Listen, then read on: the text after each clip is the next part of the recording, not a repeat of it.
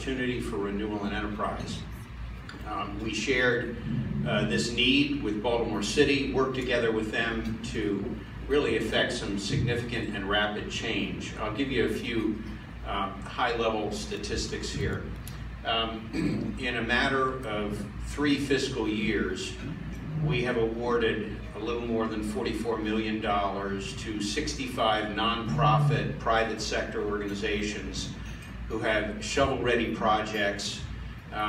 We have demolished over 900 individual units, and so the combination of the private nonprofit work and the work that's being done with Baltimore City through the Maryland Stadium Authority in combination creates, I think, a change in the landscape and mindset of Baltimore City. Now, that work in some ways has been preceded by the vision of an individual who's going to be your keynote speaker today. That's Scott Plank. This individual has, I think, seen early on, and I think that's an attribute of a great pioneer, that there was tremendous potential in Baltimore City, that there was value, a value proposition. Real estate was cheap, and that all the good bones were there, however, architecturally, structurally, and for each of us in our lives, you know, we try to identify somebody to look up to, who can mentor, who can sort of show us the way. That's often creators and builders. And I think that Scott fits that role model, and I couldn't be happier that he's here today addressing this group so we can hear about some of his exciting projects. Let me give you a sense of who he is from the standpoint of his background. Scott studied urban planning at the University of Maryland, and he sort of traveled the world, and he soaked up, I think, some of the international designs and thoughts and feelings in areas around the world that sort of have, over centuries, inspired us. He worked at Freddie Mac, ironically, I didn't know that, and helped finance thousands of multifamily housing units over a 5-year period. He then joined his brother and sort of created a family power force as Under Armour got launched. And in 2000, he became in charge of their retail division. He effectively oversaw about half the employee headcount, probably was responsible for about 1/3 of the revenues of Under Armour. And I think he felt strongly that the success of the company was going to be built around the happiness, the effectiveness, the drive and passion of the employees. And a lot of that sort of had origin in the retail space that they were creating, in the environment that they worked in.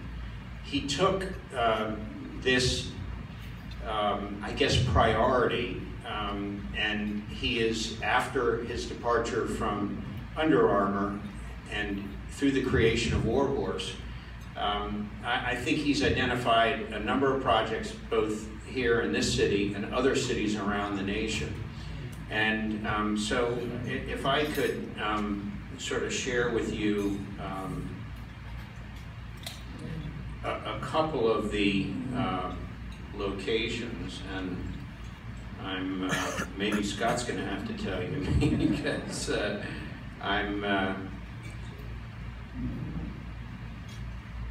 Warhorse has a series of Baltimore projects: Anthem House and A2 in Locust Point, the Baltimore School for the Arts, a Center for Collaborative Arts and Technology in Mount Vernon, Belvedere Square in Guilford, the Francis Scott Key Adopted School, a teacher wellness center in Locust Point, the Guilford School in Guilford, the Sagamore Pendry Baltimore, the hotel in Fells Point, Warhorse Food Shed, and what we, this department, have been involved with Scott in is the Western District Police Station, in Sandtown, Winchester. And so all of these projects, I think, are about taking care of people and their needs and improving the quality of their lives.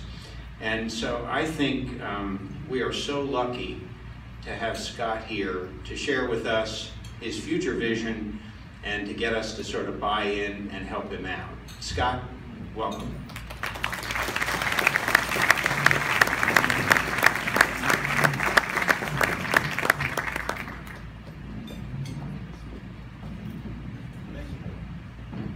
Thank you, Ken, Secretary Holt. That's really great that when someone actually listens to you, because I tend to talk a lot, and I don't know how much of it ever gets absorbed, so thank you for paying attention to that.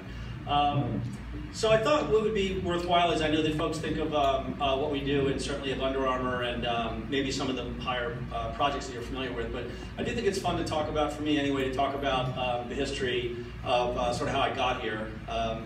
And I also think it's kind of funny, folks out there as well who have, you know, a long career. We sometimes reduce decades or years into like a single sentence of what we learned at that place. So I thought that would be neat too. So as Ken said, so I studied city planning and architecture at University of Maryland. I joke that was when it was called Urban Studies, and now it's like in the architecture school, so it has a good design bent to it. I enjoyed that a lot. I got a lot of things out of that, and you know, sort of the one sentence to get out of that is that what you learn about is that cities, neighborhoods, places are they are that way for a reason, and that a whole lot of people over a long period of time worked really hard or worked not so hard to create that environment. So what that also told me is that those things that maybe we don't like about our environment can also be changed, because the same group of people maybe, or maybe a different group of people, can get together and think hard about what it is they like or don't like and make that change. So that was interesting to me. I went on and worked at Freddie Mac. I have a whole lot of things between that. I joke, it's like in the bio in the movie when they say that some characters like amalgamations of other characters.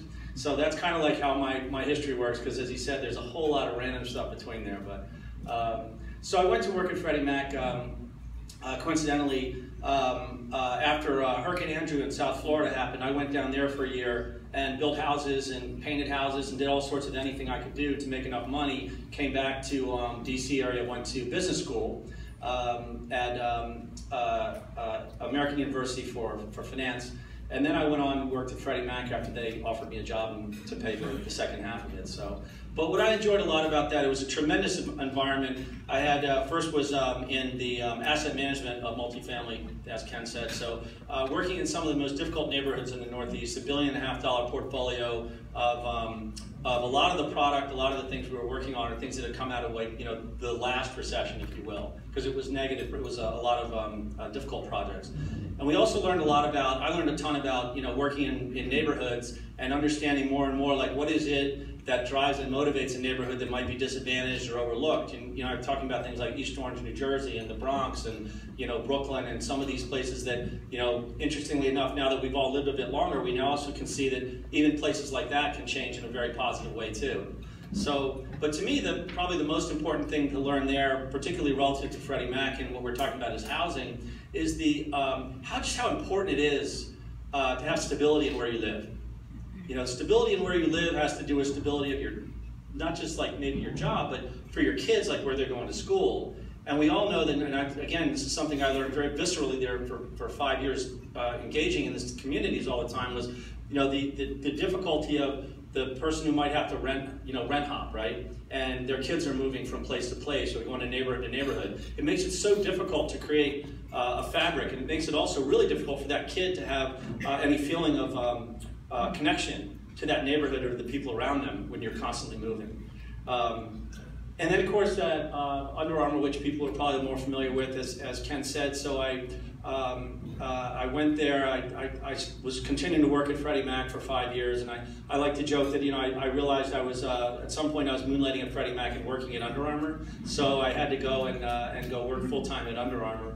I did that for about 15 years, and you know, sort of summarizing that, I went to work for my little brother for 15 years, and it was a great experience, a whole lot of things. It worked out pretty well. And it was just a great time for me to depart for a lot of reasons, but one was to be able to have Thanksgiving dinner and Christmas and stuff with my brother. So, but the other thing I learned about at Under Armour is, so as Ken said, I was did a whole lot of different things for 15 years, a lot of different projects and ideas, and a simple way of saying is building the infrastructure, the backbone of the brand, if you will. So that also meant things like our real estate and our office space, but also our offices around the globe. So whether it was offices in, not just in Baltimore, but in Shanghai and Hong Kong and all these different places, and learning probably a number of different things. But one was, the first and foremost reason for an office or a building in many ways, and this translates into what we do now, is attracting and retaining great people. So, whether it's an office or, multifamily establishment or retail or, a police station or a school, it's how do you get the best people to work in that building? And so how can the built environment and the location of that building, how can that affect that ability to attract and retain people? That comes through in a lot of ways. The other thing that really made clear to me is, working at Freddie Mac on, very large, so I did REMICs and CMOs, I did tax-exempt bond financing, I did, large pools. You're kind of in it, but you're not in it. So you see what happens with a building, and you see it, but tangentially, you're not in the middle of it. So at Under Armour, in the process of building our campus, which maybe you guys have visited, or building offices around the world, it's like the building is great, and it can be really cool, and it can have great furniture and a great location, but man, it's just a jumble of bricks until you add the right people to that building, to that place, to that community. So that's another thing to think about. So what that brings us to now is Warhorse and Warhorse Cities, as we say, and we've got our team here at the table. And I'm very proud of our team. We've got a really good group of people that are sort of like, long in the tooth or good experienced people. We've got some brand new people. We have someone, our intern just came on board. You're not gonna believe this, the intern is now our digital communications person who's supposed to be talking about our social media, which we didn't have until like 2 weeks ago. So. But the other thing about this conversation with you guys today is actually similar. We didn't even have a website until about a year ago, but we've been doing work for 6 or 7 years. And part of that was we always want to be the person who's done something rather than the person who's going to talk about what they're going to do. So we'll talk a little bit about the things that we've been doing for the last 6 or 7 years today. And I think we're going to go straight into our video, though, which is talks a lot about what we do.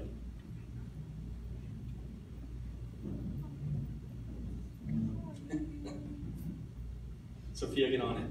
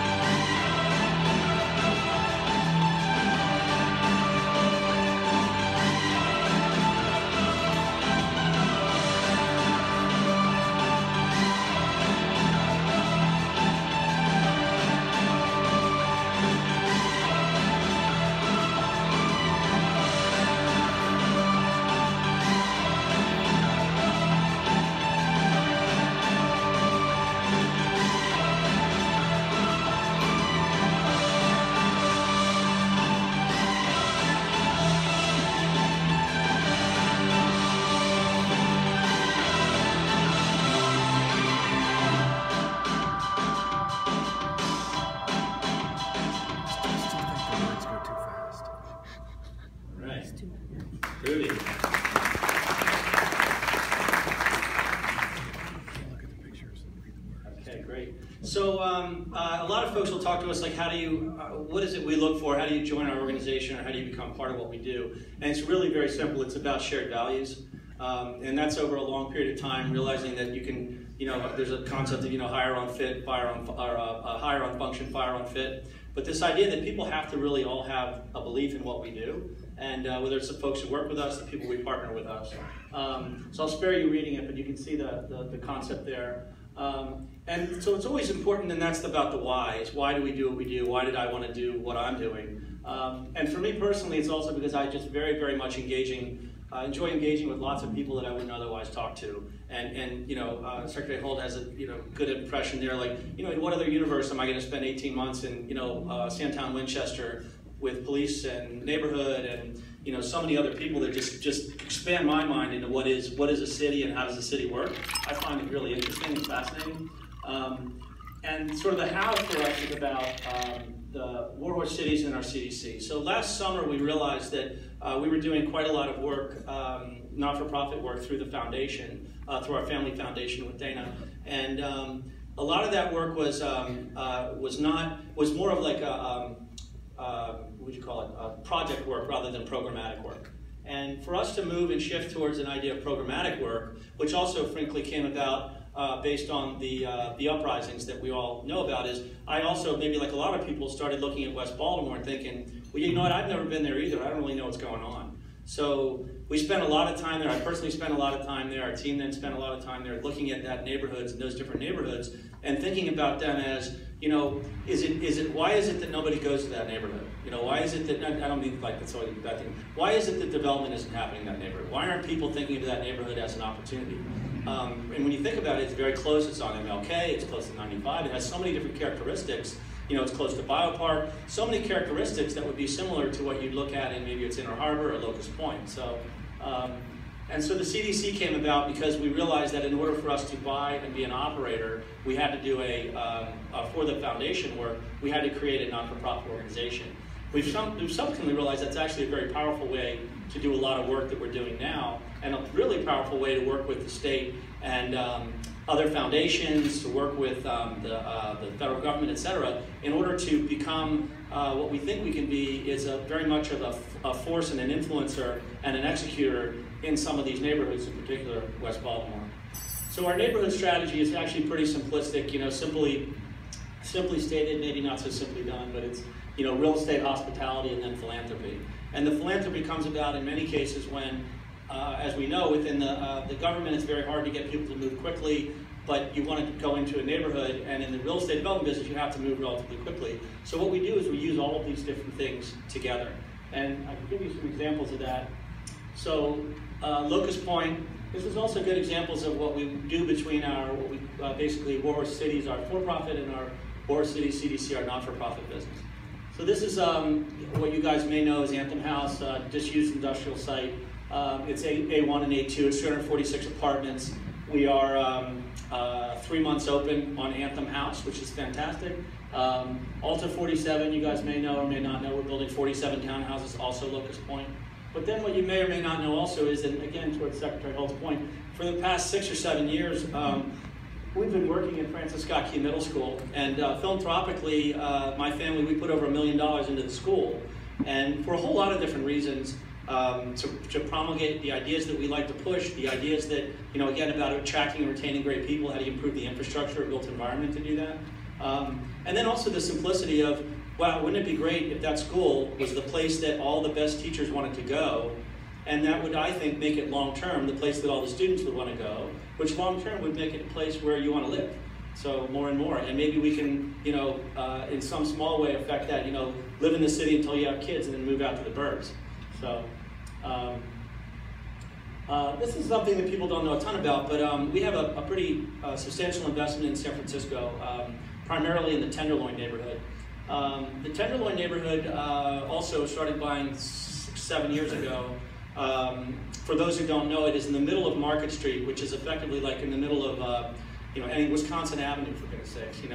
It's anything you can think of. But it's a place that had been overlooked for a whole host of reasons by the people who live there. One of the things we like to say is we can find great success by celebrating ourselves as outsiders and recognizing that, frankly, sometimes the more you're into a community or a city or whatever, the more you say things can't change. This is never going to happen because I actually live here and I've been hungry for 20 years and I've been here 20 years, nothing had happened. When we started buying the Tenderloin, I like to joke, my friends in San Francisco started laughing and saying, wow, I got a bridge to sell you too, because nobody buys in the Tenderloin. Well, now the Tenderloin's called Mid-Market, and there's Twitter, there's Dolby, there's a tremendous amount of activity there, and we control the block of 6th and Market, which is a really key and important block. We've been able to create activation through our hall, which in this environment, like an award you guys would actually understand is that we were one of the 26 finalists last year for the ULI Global Excellence Award for the hall, which is incredibly exciting because it's 4,000 feet. But what was important to them and to us was the ability to make change in the neighborhood, to bring people to that neighborhood who don't otherwise come there. 1028 Market is the building we're building. We just got our entitlements for 192 apartments that will go where the hall is. WeWork, which some of you guys I'm sure are familiar with, WeWork, the shared office environment. That was the organization. I'm involved with them since they started. We went to California together to build the WeWork building in San Francisco, which was also a disused, let's think about it, it was an empty, the office space of a theater had been vacant for 15 years or so. The hall was vacant for 10 years, et cetera, et cetera. We have other investments out there as well, but this is also just an example of our strategy in general is if we go into a particular neighborhood, we want to go in as much as we can to that neighborhood because that's how we can make the greatest level of change. West Baltimore, again, I think Secretary Holt brought up briefly the, until the uprising and the Freddie Gray tragedy, I also hadn't really thought much about, what's going on in West Baltimore. Probably like a lot of people, I was, looking at around the harbor and, the pretty views and looking at both sides, the cruise ships and all that stuff. The uprising happened. I think hopefully it was a call to action for many of us to say, well, this is an area that we haven't invested in, haven't really thought about. So we began looking at it in maybe a different way, again, as an outsider, which was if we can affect, in a positive way, the relationship between the police and the community, which, as we all know, is at an abysmally low level, and I don't know exactly when it was better or when it wasn't better, not for me to decide, but can we maybe make some change there? And then equally important, can we attract and retain the very best police officers to West Baltimore, which is a neighborhood that certainly needs excellent policing, excellent trained police, and again, the relationship. So this project, maybe you guys have heard of. We have tons that I could do another 2 hours on that. But it was part of the neighborhood strategy, and by establishing that as what we hope will be a community and economic anchor, we've now, working with Michael Braverman in housing, we've acquired the homes across the street from that. And our objective is very simple there. We're going to take one block, the 1,000 block of Mount Street, and we're going to turn that into Mayberry. It's going to be a really beautiful block. We're fixing up the houses. We're going to bring in new people. And what we hope will happen there is that becomes a center of energy that other people can come and look at. I know that in the Tenderloin, when we were doing work, we built the hall, and nothing had been built in that neighborhood for 15 years. Every single organization, group, restaurant, whatever, that was considering going into San Francisco's Tenderloin went to the hall first. They went to look around. They said, oh, it's possible. So to your point about that, both of you guys, can we make it possible? Well, let's try to show something that does that, along with all the other things going on in West Baltimore. And programming, of course, is very important to us. Southwest Baltimore's Hollins Market, very similar. Again, focused on that idea of the real estate, the programming, and philanthropic work that we can do. So working in Hollins Market, we have an RFP to the city to reposition, create the market. And coupled with that is our relationships we're building with the Hollins Roundhouse community, with the Biopark, with Southwest Partners, Michael Sipe, et cetera, and how are we building that organizational structure and that community together to hopefully be a strong leader there and a strong partner. James McHenry Middle School, Elementary Middle School, again, you can't really talk about a neighborhood unless you talk about the neighborhood of schools. And you can't talk about it unless you talk about the longevity of the neighborhood is going to be based on how much people are willing to live there for a long period of time, raise their children, feel safe in that environment. And programming, of course, we strongly believe that the work we do and have been doing for years at Belvedere Square, where we have 3,000 or 4,000 people every Friday, during the summer, we can potentially do some of that work as well at Hollins. Sort of getting to the end of the conversation here was, I think it's really important that we in the development community, in the housing community, that we think about that we think about the different neighborhoods in special ways, but we also recognize that you need everything for a city. So, you know, on the one hand, we've been building the Pendry, which we'll put up against any as a world-class hotel. It's really fun. Great people are coming in. Hopefully, people have all gone there to stay and eat and throw a wedding and stuff. We're building really nice townhouses. We're building big expensive townhouses. In Locust Point. And Anthem House is, you know, $2,600 for a 2-bedroom apartment. That's great, and I think we actually need that kind of activity and opportunity for people who want to move into town, whether it's a business wants to move in or people want to move in. But we also need to recognize that there's a workforce housing environment. And affordable housing, which you learn at Freddie Mac especially, is not just subsidized housing, right? It's market rate housing that is delivered at a price point that people can actually afford to live in.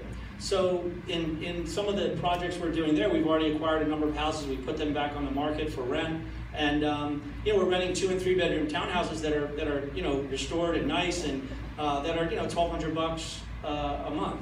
And I think it's really important for a vibrant community that we recognize that every part of this is necessary for the community to be successful. The other thing about, I think it's important to recognize, and is why we get back to this idea that we have, there's only one why, but there's many hows to what we do, is that people like to live together in their own way, right? And you know, if you have kids, and Dana, I have 3 kids, and she talks about this a lot, is that, you know, kids are pack animals. They just like to be together. And we as people like to be together a lot, and in cities we like to be really close together, I think. So is there really so much difference in what the people at Locust Point want, you know, stable neighborhood, great school, safety, et cetera, as what folks in, you know, West Baltimore or Hollins or these other places, a great job, and, you know, services, et cetera. So our focus within Warhorse and within our organizational structure and the way we're building it up now is that we can deliver and bring the skill sets that we have been acquiring and living on the private sector or in the for-profit world, bring those both into the not-for-profit world and into the just simply market rate affordable housing. You know, one of the things that is also like the overreaching learning for me, and sort of gets to what this housing conference is really all about, is that everything that we do collectively in this entire room, everything's a public-private partnership. And one of the things that I think we've been recognized for is that the organization of Warhorse Cities, we recognize that very early and we identify it early. And we've worked very, very hard to embrace that as, you know, again, you don't know everything, especially when you do what we do, which is go to a lot of neighborhoods that we don't really know very well. You know, I don't pretend to know what it's like to live or have grown up in West Baltimore or to be a cop or anything like that. We know a lot about what people like to live, where they like to live, how they like to work, what's the environment they want to be in. So, you know, I think the idea of collaborate, innovate, and impact is really important that we all think about, particularly as we embrace public-private partnerships as a group and as an organization. And frankly, neither being afraid of the other, because I think sometimes you can, you know, the private sector, I don't want to engage with the community, and blah, blah, blah, and the public sector says, I don't want to deal with those, you know, rapacious developers. So, you know, I think that we can work with that together, and I think as long as we all continue on with our own collective shared values, what we're trying to do for cities here, cities other places, but I commend and applaud what you guys are doing. You know, I know the industry pretty well from years of doing that. I also I worked at City of Rockville as a planner very briefly too. So, but thank you guys so much for what you do, and thank you for the afternoon.